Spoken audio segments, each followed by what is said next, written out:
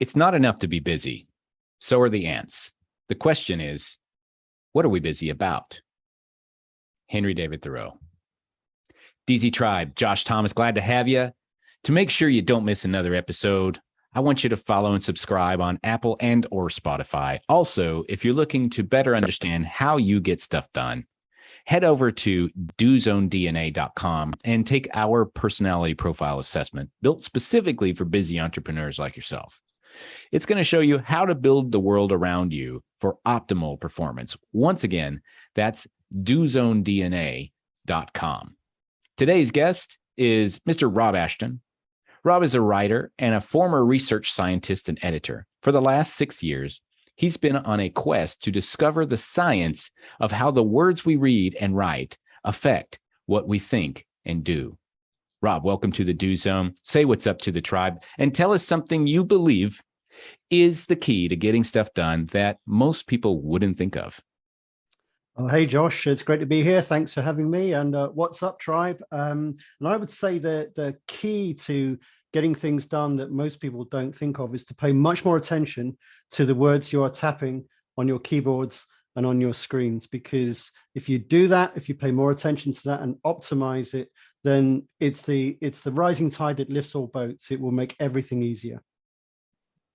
Pay more attention to the words you're typing on the screen and reading. Tell me more about that.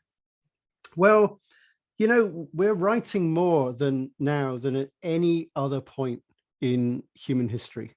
It's we kind of writing has become this thing that we do all day. The trouble is we don't think of it as writing. We don't realize we're doing it. So if you say writing to people, people think, what do you mean, handwriting? Do you mean writing a novel? And when people ask me that, I say, no, I mean that thing that you are doing all day. You know, the texting, the emailing, the posting on social media, the responding to customer inquiries, the live chat. It's writing all the way. We just don't realize. And the thing is that we didn't evolve to read and write. We evolved to speak and listen. And you might think, well, you know, we didn't evolve to drive cars either, but we do that. But it's different. Reading and writing is something that requires rewiring the brain. So the reason it takes 10 years to learn to read and write is because you have to build a network in your brain that joins together parts of the brain we evolved for other things, and then optimize that network. And it always remains effortful. It always remains suboptimal. So when we're speaking to each other, we're communicating in the way we evolved. When we're writing and reading, there's so much that's not at our disposal, and it goes wrong all the time. So if you can work that out and work out some of the keys to making it work, then everything else changes. You know, you do things once instead of 5 times. Things don't, you send a message to somebody, ask them to do something, they do it. They don't then bounce back another message, and you end up in this kind of ping pong of text messaging for the next half an hour. So if you are able to keep in mind that the human brain did not evolve to read and write, and reading and writing are different from speaking and listening, everything else in life will get a whole lot easier. Wow. Gosh, I've never heard it put quite like that, but I can immediately, as you were saying this, it brought something to mind. And I have done my best. I'm not 100% on this, but I have done my best anytime that I am communicating with somebody about a topic that is important or sensitive. I want to have a conversation. It can be on the phone, preferably in person, but I don't want to write that. And one of the reasons that I don't want to write it is because staring at an Arial font on a screen provides no clarity or context whatsoever. And it is so easy for you to fill in the blanks. Our brains are great blank filler inners to fill in the blanks of what you don't actually see and perceive with whatever your imagination can conjure up. And so for me, I've always thought, well, I just communicate better by speaking. I would rather speak to you because that way there's no misunderstandings. But you're telling me that there is a neuroscientific reason for that. And that's fascinating to me. What got you into this? Well, first of all, I'd say your instincts are absolutely 100%. That's what most people don't do. And that's what causes, 90% of the problems, trying to use reading and writing to do way too much heavy lifting. If something is emotive, if something is really complex, then you do need to have a conversation. And when you do that, you can find, you often find, your shoulders drop, you kind of relax, and then you've got this two-way exchange where you can work things out between you. And there's even research that shows that the neuropeptide oxytocin isn't released when we're reading and is released when we're listening. And this is this is a chemical that's really critical to building and strengthening relationships, and interactions, and it's just not there, it seems, when we're reading and writing.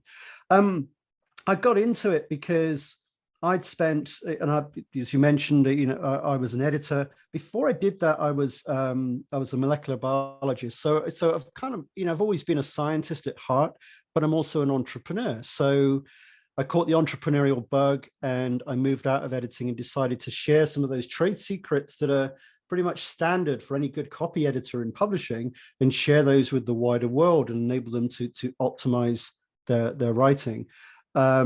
And formed a company called Emphasis, that was back in 1998.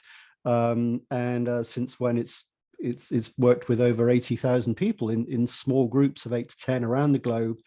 But the thing is that with the consulting world and the training world, there is often a huge gulf between what gets taught and what gets spread around and what people advise. There's often a huge gap between that and what the science says. And I'd noticed this being in the training world. I'd been exposed to a lot of things from other training companies, other consulting firms. And I thought, well, actually, when I hear, I'd hear some bad advice about writing, for instance, or about communicating, and I just think, no, I'm not sure that's true. And I'd look it up, and it's like, there's no evidence for that, or that sounds made up. Yeah, that sounds made like up. Somebody said at some point, and somebody else believed and repeated. That's often what happens.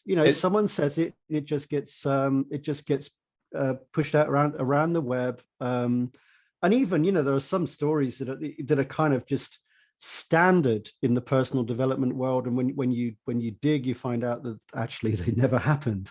So there's an image that circulated around the internet, and it was some kind of contrarian point of view about how leaders lead, and it was a picture of some wolves walking in a straight line through the snow, and there was one wolf way in the back, and all the rest of the wolves were in the front. And so there was this narrative that was created. Are you familiar with this? Yeah. I know what you mean. Yeah. So there was this narrative created that, real leaders actually lead from the back. The wolf stays behind to make sure that all of the young and the elderly get through, and then they stay in the middle of the pack, and then the youngest ones are out in the front trailblazing and all this stuff. And then there was an immediate comment right down below that said, no, alpha wolves lead from the front. This is completely made up. and being around a biochemist that had studied Loretta Bruning, I don't know if you're familiar with her, but she's written a bunch of books about hormonal responses and how the animal kingdom behaves and that stuff. Spending 30 years on this. And she would be very quick to disagree with you and say, no, actually, that's not how animals behave. Animals behave based on very instinctual hormonal responses that are on survival. And if you are the strongest wolf in the pack, you're leading out in the front. And if you're weak or old, you get eaten by the people that are in the back. That's just how it works. And so just because something sounds cool or quirky doesn't make it true, because science tends to differ. Yeah. And that happens all the time. People will kind of leap on it and say, oh, well, yeah, that's amazing, and then share it without really questioning it. And so much advice, especially around communication, it seems to mix based on a mix of hearsay and pseudoscience and wishful thinking. And I saw this again and again, and I just thought, do you know what? I know that, you know, the stuff that my company had been teaching was based on experience. It was a craft, really. You know, it was like, you do this, is that more effective? People go, yeah. You know, do more people read that? Yes. You know, but I wanted to verify that we were right in the advice we were giving. But then I wanted to work out if we were, why we were right. Thank goodness we were largely right. Yeah. But then you would see advice on communicating, you know, sort of would go viral. I mean, there was one that I saw on the HBR blog, and it was on writing like the military, and it would say, you know, put the bottom line up front, which is a very military thing in the US and in the UK. So, you know, say what the point is, and then say why. Use bullets because it's efficient. Use a system of headings that actually they were coded. It was, you know, this kind of like, they're almost like tags. So, you know, info stands, you know, the information, obviously action, something needs to happen, but it even got a bit surreal. So there was coord for coordination, you know. And I looked at this and I just thought, you know, reading one of those emails, if you're delivering bad news, is like being punched in the face. Yeah. You know, if you kind of say, right, you know, if the bottom line is I'm canceling all leave next week, then it doesn't matter what you write after that. They're not, whoever's reading it is not going to be reading it. They're not going to make it to the coord.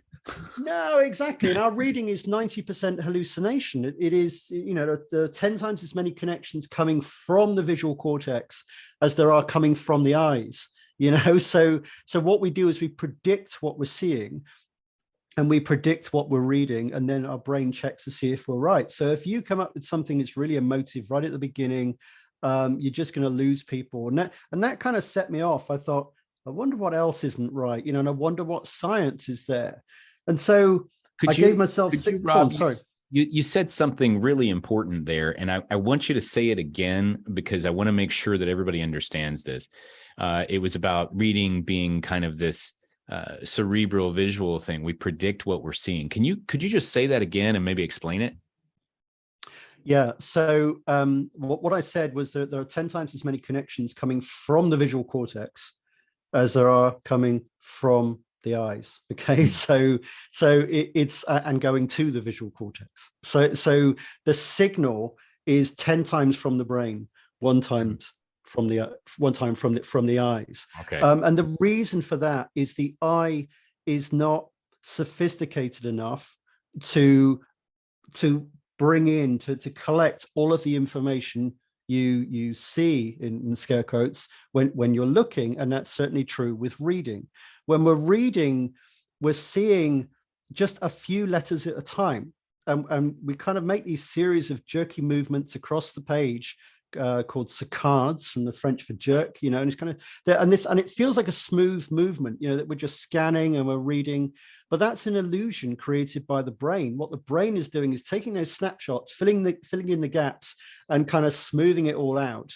So there's so much activity going on in the brain when we're reading. And there was an amazing experiment way back in the 70s when I didn't even realize that we could do this back then. But what researchers did is they used a computer and they wired up volunteers to an eye tracker, and they showed them some text, and wherever the volunteers looked, the text would be correct, and it was just a few letters, you know, like 10 letters, something like that.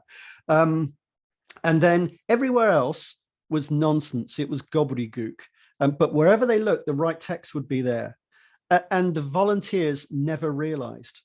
They just thought they were reading a normal document, because it was all coming from the brain. The brain was just reading, was just creating this illusion. And you know, so when I started finding this out, it was 6 years ago, and I thought, okay, I'm going to look into the science. I'm going to, and it wasn't my area. Okay, so I'm going to look into the neuroscience. I'm going to look into psychology. I'm going to look into behavioral economics, decision making. And I thought, okay, so I'm going to take a deliberately broad approach. I'm going to try and join things together. And I thought, I wonder if there's much there, and I'll give myself 6 months and then I'll write a book proposal. And here I am 6 years later, really just getting started, because there's so much out there. Often, I think that the problem is that it's in these silos, and that it isn't being connected. Although it is more and more now. There's this kind of cross-disciplinary approach, as it's called, but it's certainly not being connected to business in either direction. Incidentally, because often the researchers usually don't know that much about how the business world really works, and the business world certainly doesn't see the science. And yeah, so it's I mean, it's taken over my life. There's so much there now that it's an obsession, really. Well, it's fascinating, and I can immediately draw some connections to business outside of our visual cortex. But that part is fascinating. I had heard, and hopefully this isn't like an internet legend, but I had heard that you kind of verified it. Like when you're scanning from the left to the right, you see the panorama, but what your brain sees is a series of pictures, and every time your eye moves, it actually goes dark. That's what I had heard. Like every time your eye moves, it stops seeing things to move to the next place, because it's literally an overwhelming amount of information, and your reticular activating system kicks in and filters it out. Correct me on that. Yeah, absolutely. Smooth scanning of text is an illusion created by the brain, and absolutely, you're taking lots of snapshots. And so it's not smooth at all. And each of these snapshots is, it's just a few letters. And each of these jumps, each fixation lasts less than half a second. Each jump, takes less than half a second. It could be a fifth of a second. And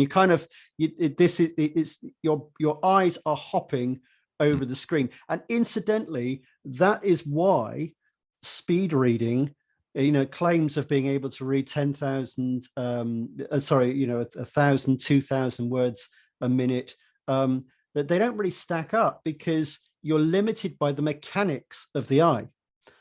You probably can't get more than about 500 words a minute if you're reading. And it's because of those movements. If you present the letters kind of like fired out straight in one place, then you can speed up. So it's the eye movement, it's that jerky movement that you mentioned there, that seems to limit our capability for speed reading, which is another thing when we're talking about brain myths, and pseudoscience. Once you start to look into this, you see, okay, so this is what's possible. This is what we know, and you're saying this, and those two don't match at all. Yeah, right. So which am I going to go with?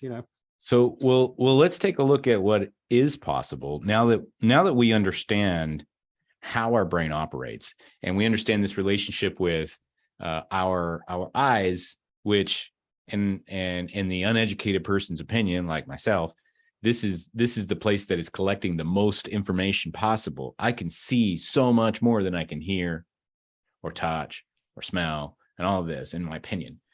But that's not necessarily true. What's happening is it's all being created in my brain. And so how do we take that knowledge of how the brain actually operates and actually processes visual data and apply that to a business situation? Have you, it sounds like you've been trying to bridge that gap. And what are some theories and ideas that you've come up with at this point?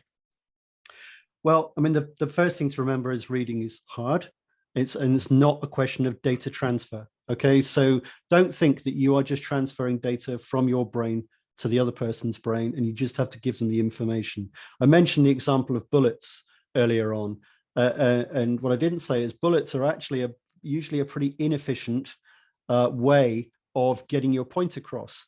And the reason is they're devoid of context and are devoid of narrative. Now, we need narrative in order to understand something. We need a story. And so if there's no narrative, what are you going to do? You're going to make up your own story. You're going to try and join the dots. You're going to read the bullets, and you're going to try to make a story. Now, that story could be, I don't know what they're talking about. It might be, or why have they sent me this list of bullets? This is no use to me. But they're still telling themselves a story.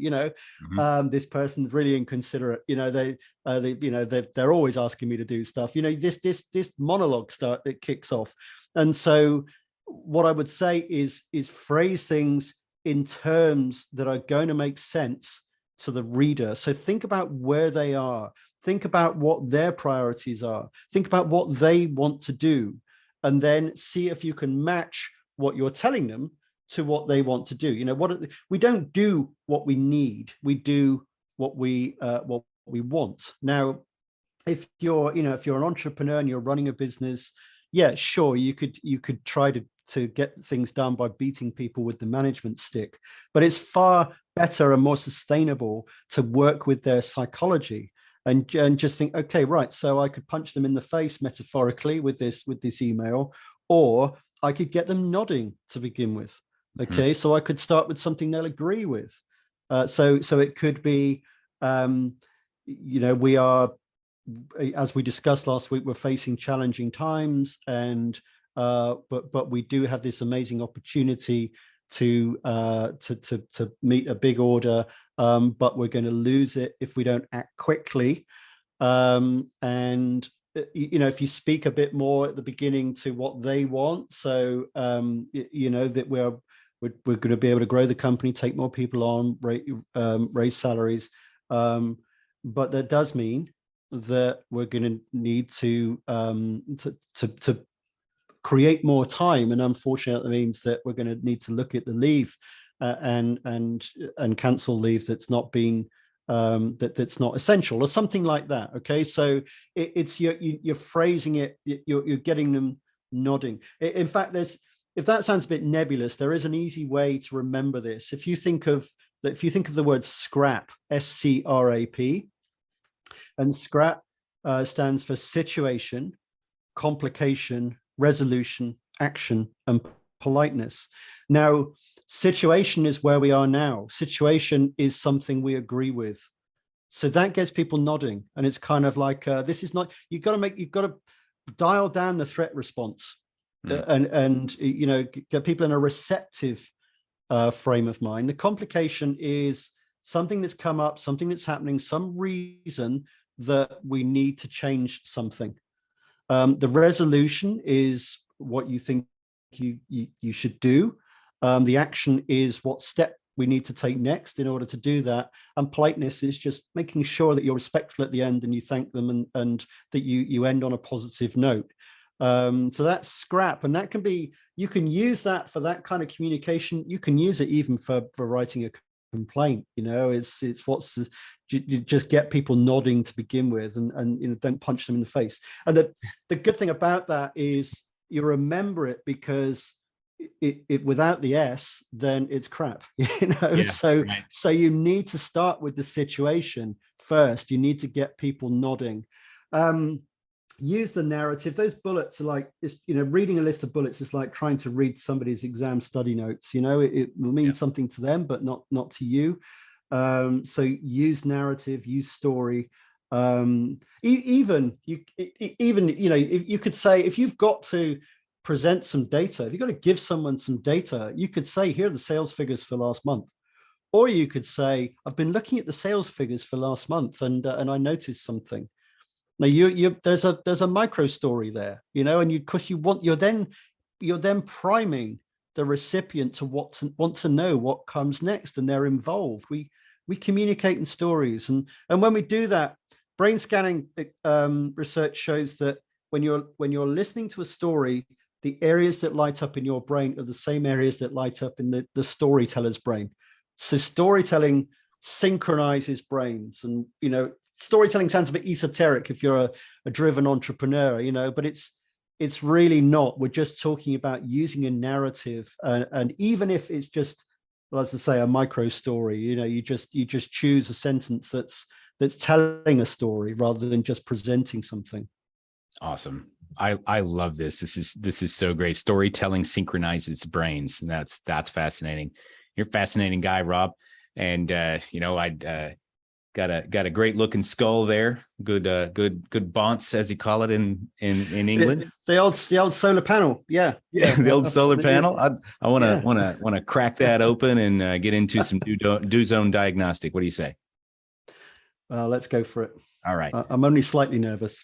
Yeah. Well, I'm always, I was like talking about breaking out the bone saw. I just try to find creative ways, and I had to look up what was a British word for the head, and I came up with bonce. So hopefully that didn't too dirty. Bonce, yeah, noggin. Yeah, Noggin, loaf the for loaf. loaf of bread. Yeah. Yeah, good looking loaf there, Rob. Let's see what's on the inside. Number one, what's one thing that you do that keeps you focused on your goals?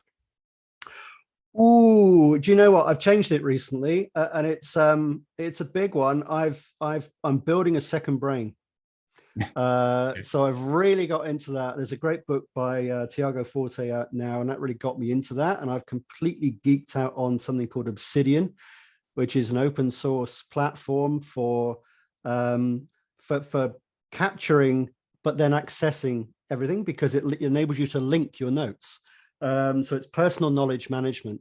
And I've gone from being a complete skeptic to a complete convert and evangelist for it. It's enabled me to get a ton of stuff out of my head, but then not worry about forgetting it. And I don't mean not worry about forgetting it because it's in a list somewhere. I mean, because whenever I mention something, it will then prompt me to connect with all the other times I've mentioned that in my notes. And I've been amazed at how much more relaxed I've been, and how much more effective that's made me, and it's been great for my mental health too.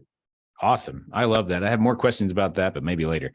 Number two, how do you get back on track, Rob, when you lose that focus? Great question, because it's so easy not to. I think when you are losing that focus, the trouble is it's quite pernicious, because it's procrastination and distraction are really seductive, aren't they? You kind of go down a rabbit hole, or you check stuff that you just check the news, because like that always makes things better. So I think you have to kind of start earlier, and that is, in order to be able to focus, you need to do the things that protect your dopamine levels by just not wasting that on constantly feeding your brain information, not relaxing by looking at your email, looking at your phone, but actually keep your dopamine levels high. That enables you to focus in the first place. Get sleep, get lots of sleep, because if you're not sleeping, focus is impossible. And if you do that, then you find that when you are distracted, you can do the things that you need to do, like get out, take a break, shut down your computer, go for a walk, all that good stuff. But without the other things, you won't be able to do the things that get you back on track. So you need to do one thing in order to it's called metacognition, isn't it? Thinking about thinking. In order to be mindful, you need to look after the other things first. Nice. I love it. Metacognition. And who is your support group, and how do they keep you accountable? Yeah, I mean, it's my family, really. And I won't say they keep me accountable, although they do keep me accountable because they stop me working too much. So for me, accountability is not trying to work 24/7. I haven't got this cracked. When I talk about needing more sleep, when I talk about those other things, I say that because I don't do it all the time, and I know why it goes wrong. I know that when it goes wrong, that's why. So my family are the ones, like a lot of people. I work at home now. I've got an office here in the garden, and even my daughter will come out. If she sees the light on, and it's 8 o'clock in the evening, she'll come out and say, "What are you doing?" And are you working? And I said, no. And I am a complete workaholic, and I if I won the lottery, I would do this.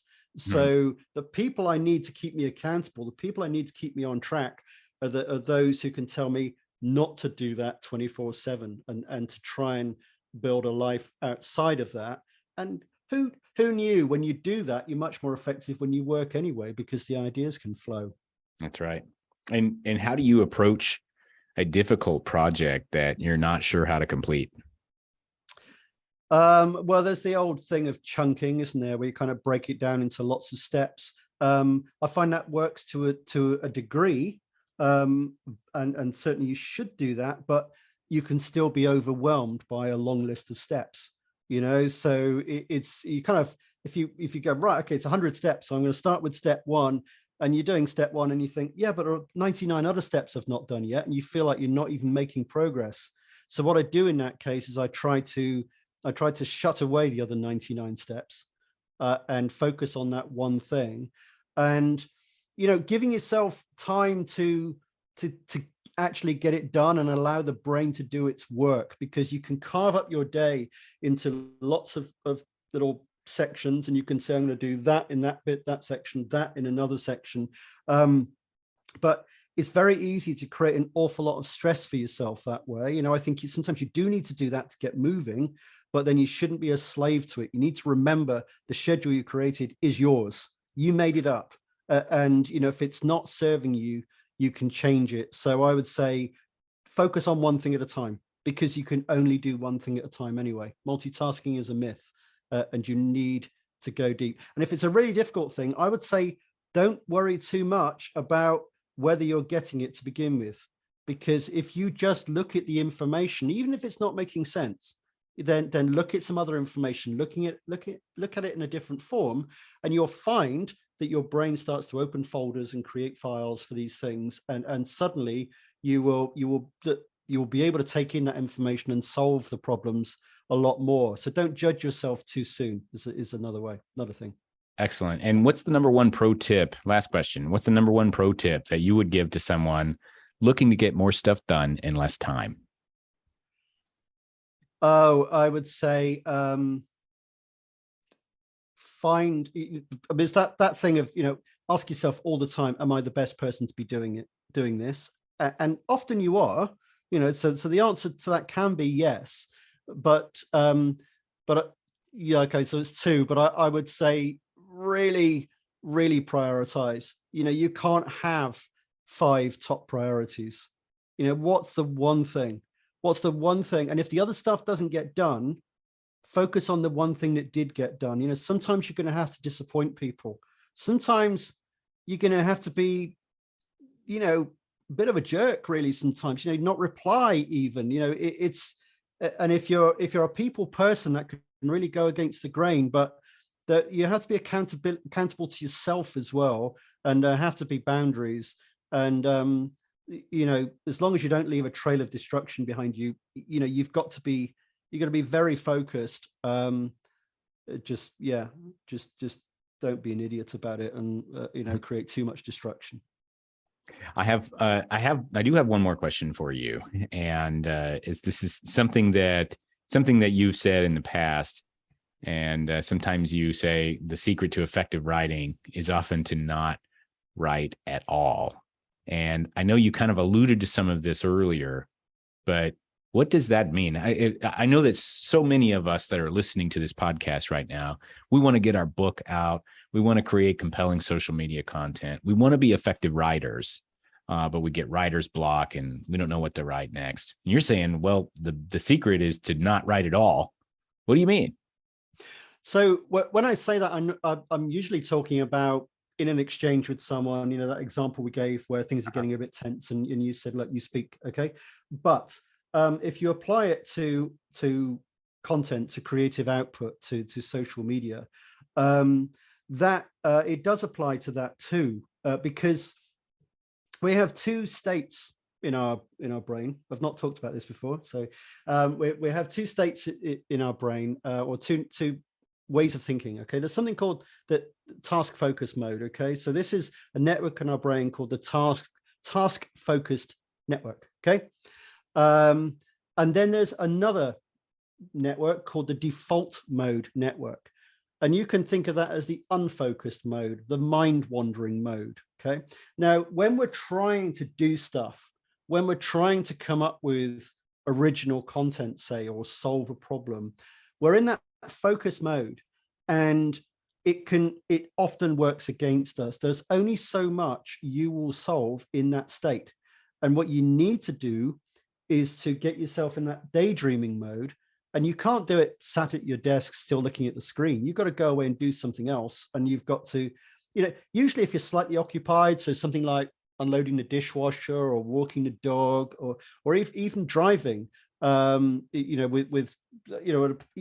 when I'm listening to a podcast, sometimes that will stimulate my brain, even though I'm really engaged with the podcast, something else will pop into my head because this mind wandering mode has been engaged. And so if you're stuck with something like that, I'd say walk away from the writing, and you'll often find that the writing itself will be a lot better for it, because what you do then is you start to connect ideas. That's where real creativity happens. You connect ideas that wouldn't normally be connected. That's where you get original ideas. That's where you come up with solutions that nobody else has come up with. It could even be ideas for products or services, you know, not just content for what you're writing. But it's, yeah, just trying it. Sometimes trying doesn't work. You need to not try. And to engage that, you need to go and do something else. So to stop yourself trying. Fascinating. I love that. So I wrote down, there's task focused network, and then there's the default mode network, or unfocused mode. And yeah, sometimes mind wandering. in order to get things done, we have to unfocus. Absolutely. And I can certainly see so many examples of, man, this is just, I got to go blow off some steam, and I take a walk, and then the answer comes to me. I mean, probably 80% of our audience has had an experience like that within the last week, probably. So, Rob, fascinating guy. Who are you looking to connect with? Who is your kind of ideal person that you would love to connect with, and how can they reach out to you? Well, thank you. I mean, it's what I'm really trying to do is raise awareness of this. I'm trying to raise awareness of something that we take for granted. I'm working on a book, you know, so I'd like an audience for my book, but it's, you know, I think this is, that won't come out for another 2 or 3 years. I think this is something people need to talk about now. So it's, you know, people are organizing conferences. If they hear this and they think that's something that that could be really valuable to my audience, to my network, then you know, definitely get in touch. It just, if this resonates with you, if this is something you think, hang on, he's right, we are doing this all day, could we do it better? It has so many applications, and so that's it, really. It's a simple request. I just want to be able to spread this message and get people to think more about it. Awesome. And how can someone reach out and connect with you? If they go to my website, which is simply robashton.com, they can contact me through that. There's also a free course on there that I've created, which is what I'm doing is, as I do the research, I distill it into this course. So it's a great way to just learn some of this science, but it's always applied. So, you know, trying to make it as entertaining as possible. If it feels like hard work, then I'd like people to tell me, because I'm trying to make it easy. And it's a way of keeping up with this research so that you can get up to speed, and you can find and use this uncommon knowledge that just, you know, nobody talks about this stuff in the business world, even though it's often, you know, is standard for a lot of academics. So if you go to robashton.com/influence, the course is called Silent Influence, which for reasons it should be obvious. You know, reading generally is silent. And if they can just sign up for that course there, and they'll and the lessons will come straight to them. Awesome. Great. Well, I appreciate you sharing that with me, Rob. This has been tremendous. I really, really appreciate your presence. We're going to wrap up from here. Everybody, thanks so much to our guest, Rob Ashton, for joining us and sharing some wisdom on how he gets stuff done, and shedding some light on the fact that maybe what we're writing and reading is not always serving us the way that we want to. For more information and to connect with Rob directly, you can go to robashton.com and get access to his training program, Silent Influence, by going to robashton.com/influence. Once again, if you want to keep hearing content like this, be sure to follow and subscribe on Apple and/or Spotify. And don't forget to get your own personal Do Zone DNA by visiting dozonedna.com. Until next time, remember, we all have the same 24 hours in a day. What are you going to do with yours?